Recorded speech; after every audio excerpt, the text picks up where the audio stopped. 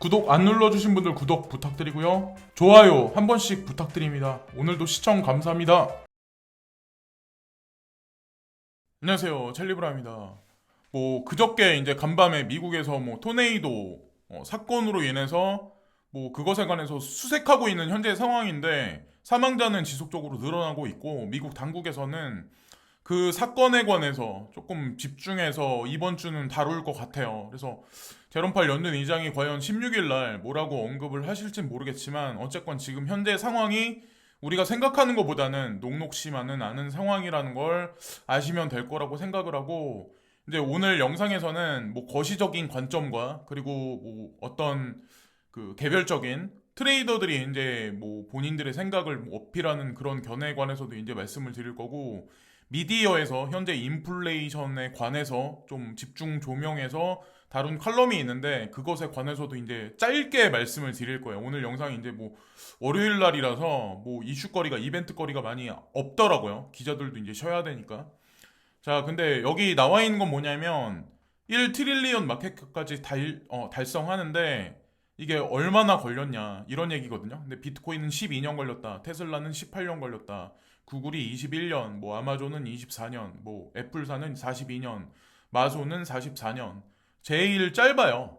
근데 앞으로 아마 가속화돼서 더 많이 급격하게 더 많이 올라갈 거라고 저는 생각합니다. 그래서 어느 순간에 애플 시총이나 분명히 오버테이크하는 그런 현상이 분명히 올 거고.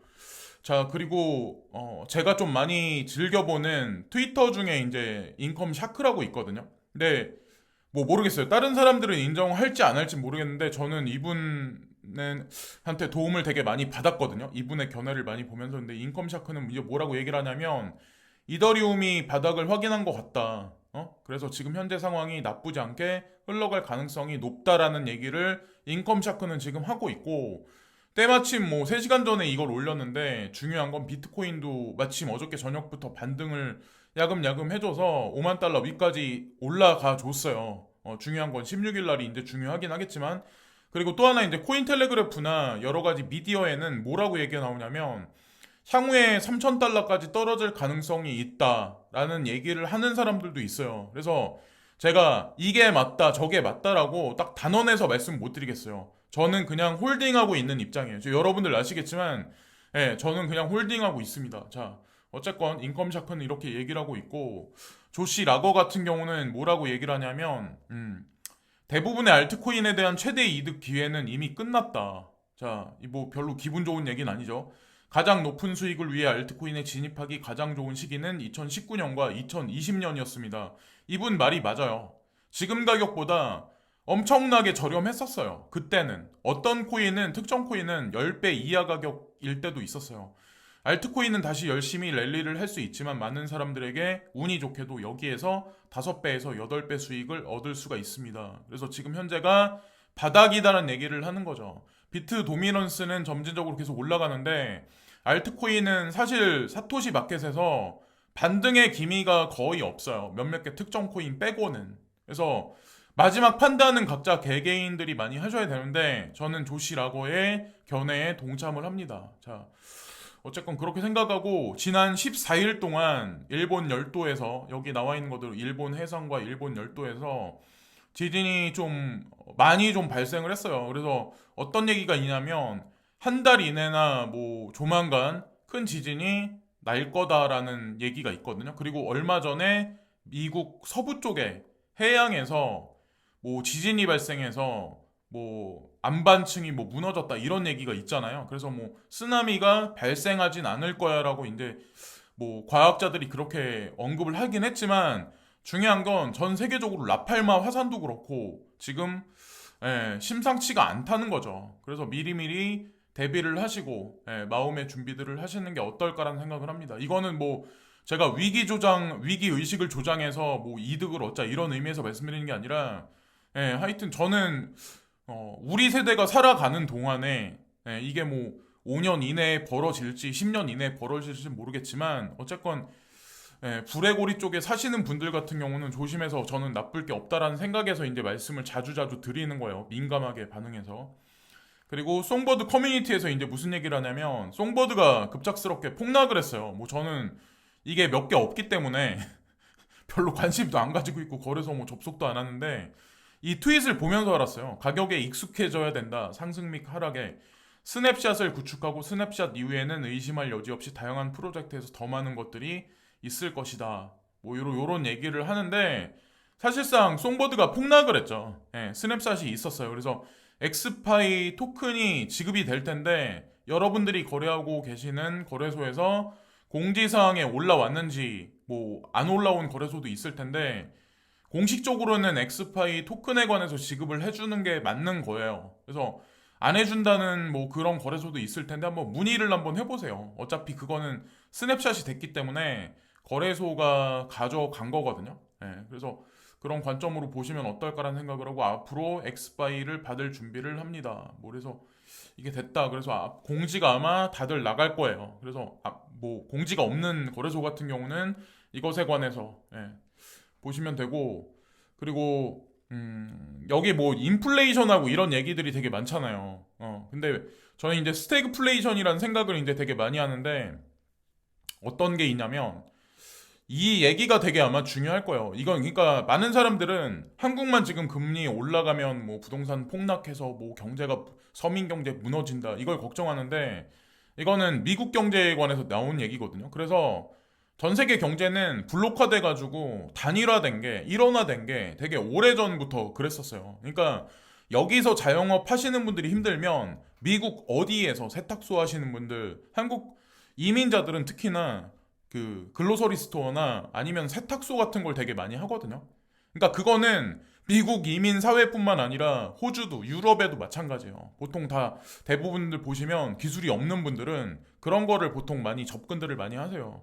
자, 뭐 번외적인 얘기고 여기 보면 애탈란타 연준의 데이터를 인용하여 중간 가격의 주택에 대한 모기지 지불을 충당하기 위해 미국 중간 가계가 소득의 3분의 1 미만, 즉 32.1%가 필요하다고 썼다.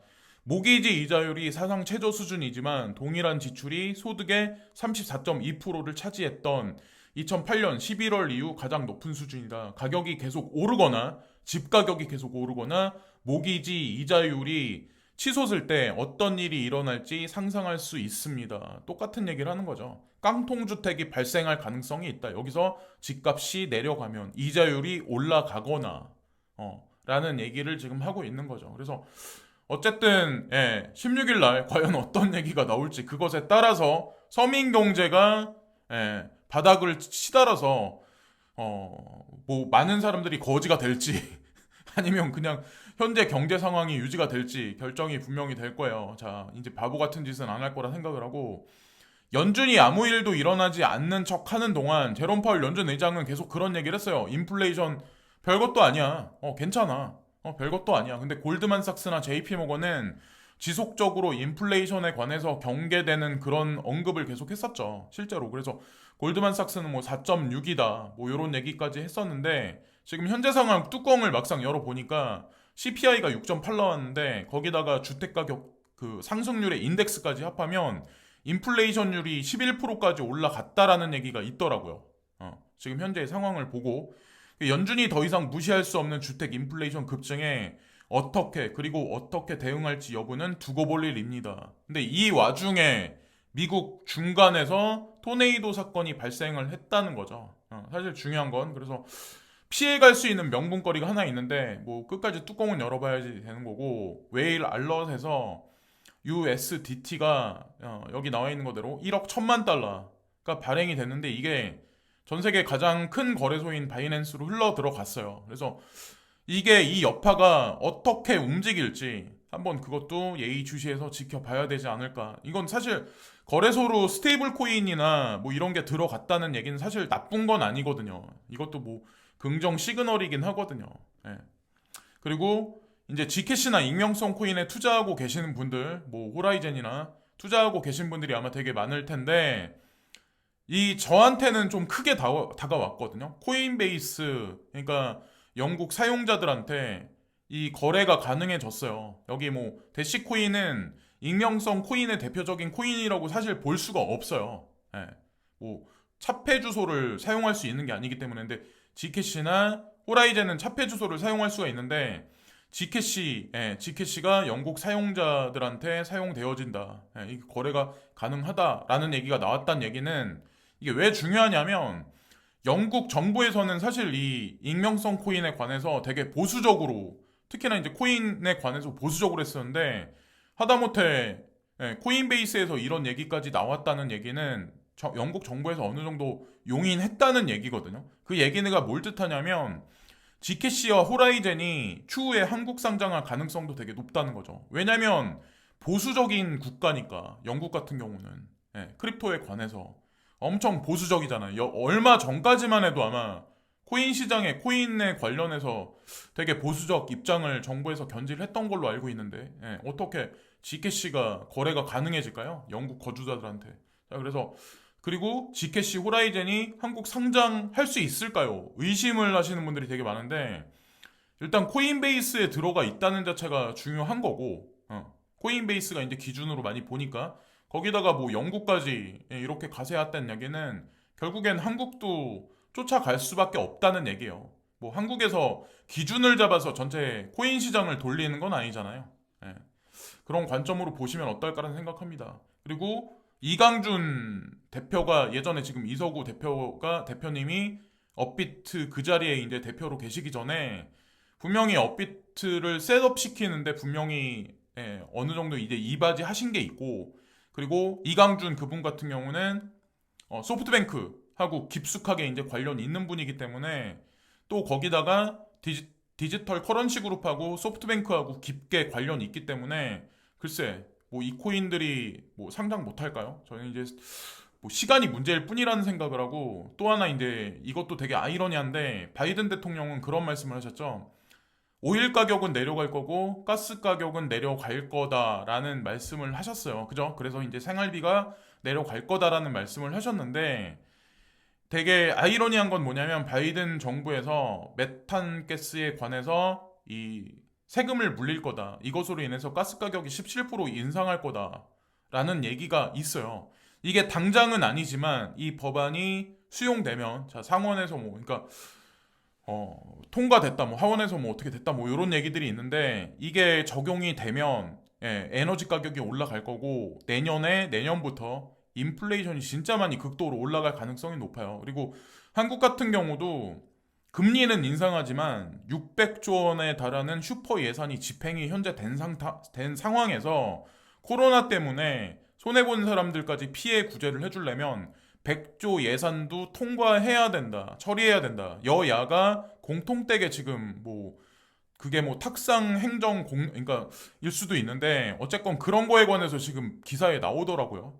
어쨌건 중요한 건 이러나 저러나 돈이 많이 풀릴 수밖에 없는 그런 환경이 내년에 올 가능성이 높다는 거죠. 어쨌건 인플레이션도 그게 치닫고. 그래서 올해 연말은 어떻게 될지 모르겠지만 갑자기 이 법이 튀어나왔다는 것도 생뚱맞다는 거죠. 앞으로 뭐 홍락장이 올 거다. 누구 말대로 뭐 그러니까 이더리움이 3,000불까지 떨어질 거야라는 그런 얘기도 있고 뭐 폭등할 거야라는 얘기도 있는데 저는 인컴샤크와 조시 라거의 견해에 저는 동참해서 그냥 머물러 있을 생각입니다. 자, 오늘도 시청해주신 많은 분들께 고개 숙여 감사를 드리고요. 오늘도 감사합니다.